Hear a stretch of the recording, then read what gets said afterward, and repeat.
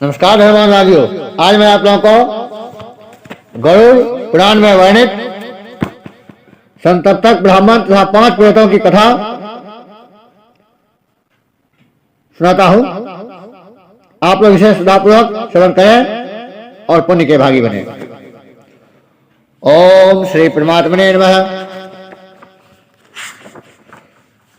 नारायणं नमस्कृत्य नरं चैव नरोत्तमं देवीं सरस्वतीं व्यासं ततो जयमुदीरयेत्। नरश्रेष्ठ भगवान श्री नर नारायण और भगवती सरस्वती तथा व्यासदेव को नमन करके पुराण का प्रवचन करना चाहिए। गरुड़ ने कहा, हे प्रभु, आप हमें ऐसी कथा का श्रवण कराइए जिसमें आपकी अद्भुत महिमा निहित हो। श्री कृष्ण ने कहा, हे गरुड़, अब मैं संतप्तक नामक ब्राह्मण तथा 5 प्रेतों की कथा को बताता हूँ। हे पक्षिन, पूर्व काल में संतप्तक नामक एक ब्राह्मण था जिसने तपस्या के बल पर अपने को पाप रहित कर लिया था। यह संसार असार है, ऐसा जानकर वह वनों में वैखानस मुनियों के द्वारा आचरित रीति का पालन करते हुए अरण्य में ही विचरण करता था। किसी समय उस ब्राह्मण ने तीर्थ यात्रा को लक्ष्य बनाकर अपनी यात्रा प्रारंभ की। संसार के प्रति इंद्रियां स्वतः आकृष्ट हो जाती हैं। इस कारण से उसने अपनी बाह्य चित्त वृत्तियों को भी रोक लिया था, किंतु पूर्व संस्कारों के प्रभाव से वह मार्ग भूल गया और चलते चलते मध्याह्न काल हो गया। स्नान के लिए जल की अभिलाषा से वह चारों ओर देखने लगा। उसे उस समय सैकड़ों गुलमलता तथा बांस से घिरा हुआ वृक्षों की शाखाओं से व्याप्त घनघोर एक वन दिखाई पड़ा। वहां ताल, तमाल, प्रियाल, कटहल, श्रीपर्णी, साल, साखोट, सिहोर का वृक्ष, चंदन, तिंदुक, राल, अर्जुन, आमड़ा, लसोड़ा, बहेड़ा, नीम, इमली, बैर और कनेल तथा अन्य बहुत से वृक्षों की सघनता के कारण पक्षियों के लिए भी मार्ग नहीं दिखता था। फिर मनुष्य के लिए उस वन में कहाँ मार्ग मिल सकता था। वह वन तो सिंह, व्याघ्र, तक्षु, छोटी जाति का बाघ, नीलगाय, रीछ, भैंस, हाथी, कृष्ण मृग, नाग और बंदर तथा अन्य प्रकार के हिंसक जीव जंतु, राक्षस एवं पिशाचों से परिव्याप्त था। संतप्तक उस प्रकार के घनघोर भयावह वन को देखकर भयाक्रांत हो उठा। भयभीत हुआ। अब किस दिशा में जाए इसका निर्णय नहीं कर सका। फिर जो होगा देखा जाएगा, यह सोचकर वह वहां से पुनः चल पड़ा। झिंगुरों की झंकार तथा उल्लुओं की धुतकार ध्वनियों पर कान लगाए वह 5 हिड़क चला था कि सामने बरगद के वृक्ष में बंधा एक शव लटका हुआ उसे दिखाई दिया, जिसे 5 महाभयंकर प्रेत खा रहे थे। हे खगेश, उन प्रेतों के शरीर में मात्र शिराओं से एक हड्डी और चमड़ा ही शेष था। उनका पेट पीठ में धंसा हुआ था। नेत्र रूपी कुओं में गिरने के भय से नासिका ने उनका साथ छोड़ दिया था। वह सांस से भरे हुए ताजे सबके मस्तिष्क भाग का स्वाद लेकर जो नित्य अपना महोत्सव मनाते थे और हड्डी की गांठों को तोड़ने में लगे हुए जिनके बड़े बड़े दांत किटकिटाते थे, ऐसे प्रेतों को देखकर घबराए हुए रहने वाला वह ब्राह्मण वही छिटक गया। उस निर्जन वन में आ रहे ब्राह्मण को उन प्रेतों ने देख लिया था, अतः मैं उसके पास पहले जाऊंगा। इस प्रकार की प्रतिस्पर्धा में वे सभी प्रेत दौड़ पड़े। उनमें से 2 प्रेतों ने इस ब्राह्मण के दोनों हाथ पकड़ लिए, 2 प्रेतों ने दोनों पैर पकड़ लिए। एक प्रेत शेष बचा था, उसने इसका सिर पकड़ लिया। तदनंतर वे सभी कहने लगे कि मैं इसे डकारूंगा, मैं इसे खाऊंगा। ऐसा कहते हुए वे 5 प्रेत ब्राह्मण को खींचने लगे।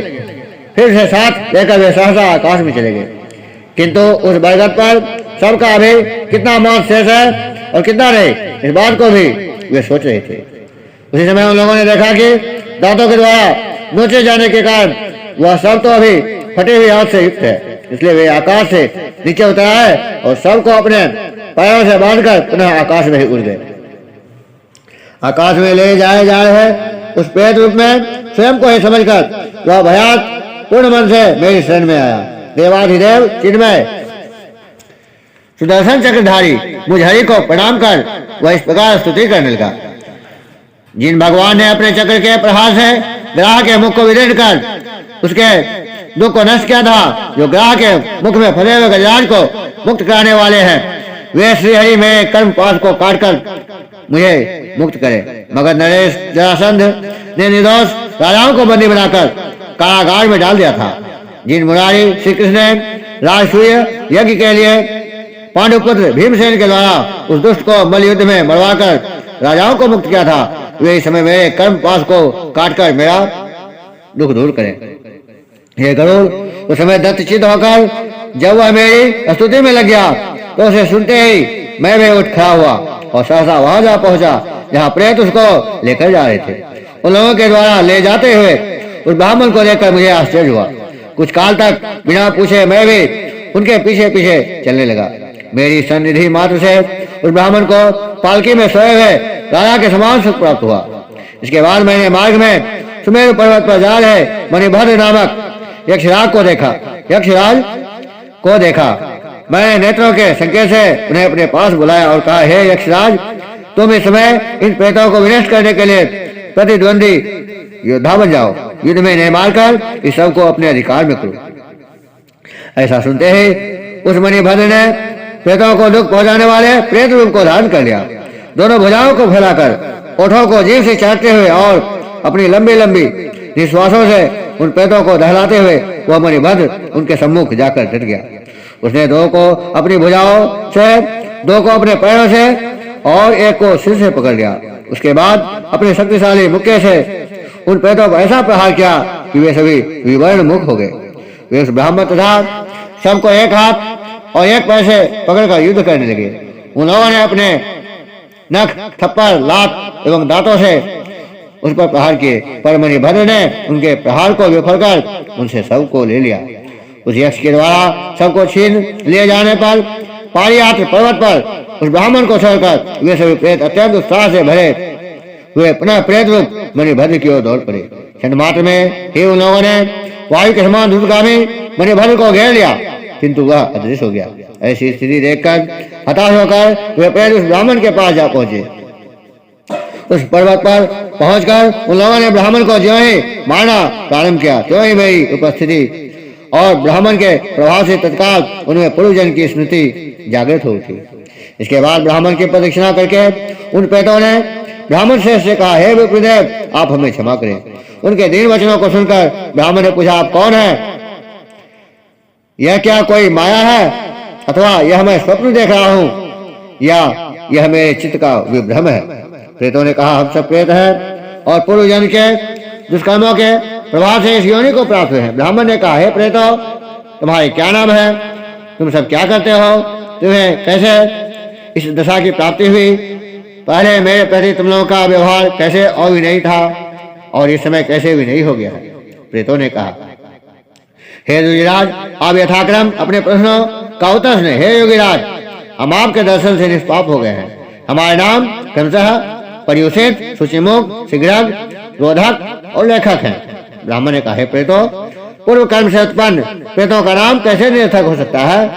तुम सब अपने इस विचित्र नामों के विषय में विस्तार से मुझे बताओ। श्री कृष्ण ने कहा, ब्राह्मण के द्वारा ऐसा कहे जाने पर पृथक पृथक रूप से प्रेतों ने कहा। परियुषित ने कहा, किसी समय मैंने श्राद्ध के शुभ अवसर पर ब्राह्मण को निमंत्रित किया था। वह वृद्ध ब्राह्मण मेरे घर विलंब से पहुंचा। बिना श्राद्ध किए ही भूख के कारण मैंने उस पाक को खा लिया। कुछ परियुषित बासी अन्न लाकर मैंने उस ब्राह्मण को दे दिया। मैंने पर मुझे उसी पाप के कारण इस दुष्ट योनि की प्राप्ति हुई। मैंने ब्राह्मण को जो बासी भोजन दिया था उसी से मेरा नाम परियुषित हो गया। शुचिमुख ने कहा, किसी समय कोई ब्राह्मणी तीर्थ स्थान के लिए भद्रवट तीर्थ में गई। उसके साथ उनका 5 वर्षीय पुत्र भी था, जिसके सहारे वह जीवित थी। मैं उस समय क्षत्रिय था। मैं उसके मार्ग का अवरोधक बन गया और निर्जन वन में मैंने राहजनी की। हे विप्र, उस लड़के के सिर पर मुष्टि प्रहार कर मैंने दोनों के वस्त्र और राह में खाने योग्य सामान छीन लिया। वह लड़का प्यास से व्याकुल हो रहा था, अतः वह माता के पास स्थित जल लेकर पीने लगा। उस पात्र में उतना ही जल था। मैंने उसको डांटकर जल पीने से रोक दिया और स्वयं उस पात्र का सारा जल पी लिया। भय संत्रस्त प्यास से व्याकुल उस बालक की वहीं पर मृत्यु हो गई। पुत्र शोक से व्यथित उसकी मां ने भी कुएं में कूदकर अपना प्राण त्याग दिया। इसी पाप से मुझको यह प्रेत योनि प्राप्त हुई है। पर्वताकार शरीर होने पर भी इसमें मैं सुई की नोक के समान मुख वाला हूँ। यद्यपि खाने योग्य पदार्थ मैं प्राप्त कर लेता हूँ, फिर भी यह मेरा सुई के छिद्र के समान मुख उसको खाने में असमर्थ है। मैंने सुधाग्नि से जलते हुए ब्राह्मणी के बालक का मुख बंद कर दिया था। उसी पाप से मेरे मुंह का छिद्र भी सुई की नोक के समान हो गया है। इसी कारण मैं आज शुचिमुख नाम से प्रसिद्ध हूँ। शीघ्र ने कहा, हे विप्रवर, मैं पहले एक धर्मान वैश्य था। उस जन्म में अपने मित्र के साथ व्यापार करने के लिए मैं एक दूसरे देश में जा पहुंचा। मेरे मित्र के पास बहुत धन था, अतः उस धन के प्रति मेरे मन में लोभ आ गया।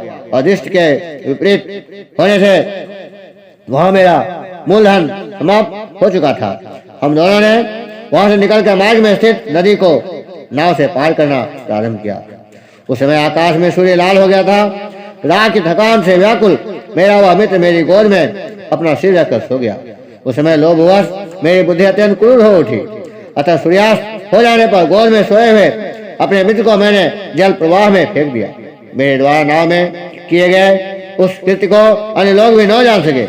उस व्यक्ति के पास जो कुछ बहुमूल्य हीरे जवाहरात मोती तथा सोने की वस्तुएं थी, वह सब लेकर मैं शीघ्र ही उस देश से अपने घर लौट आया।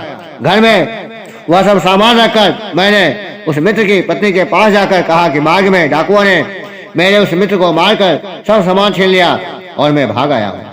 मैंने उसे फिर कहा कि हे पुत्रवती नारी, तुम रोना नहीं। शोक से व्यथित उस स्त्री ने तत्काल घर के बंधु बांधवों की ममता का परित्याग कर अपने प्राणों की भेंट अग्नि को यथाविधि चढ़ा दिया। उसके बाद निष्कंटक स्थिति देखकर मैं प्रसन्नचित्त अपने घर चला आया। घर आकर जब तक मेरा जीवन रहा तब तक उस धन का मैंने उपभोग किया। मित्र को नदी के जल प्रवाह में फेंककर मैं शीघ्र ही अपने घर लौट आया था। उसी पाप के कारण मुझे प्रेत योनि मिली और मेरा नाम शीघ्र हो गया। रोधक ने कहा, हे मुनीश्वर, मैं पूर्व जन्म में शूद्र जाति का था।